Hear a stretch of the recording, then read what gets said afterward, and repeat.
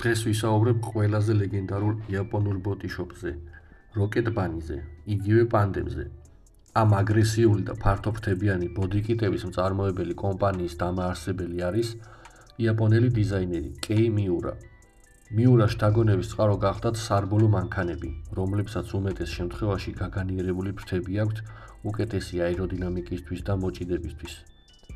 დღეს მისი ნამუშევრები თავს იწონებენ მსოფლიოს სხვადასხვა ავტოშოუებსა თუ ღონისძიებებზე, მაგრამ ამ ყველაფრის უკან ძალიან დიდი შრომა არის ჩადებული.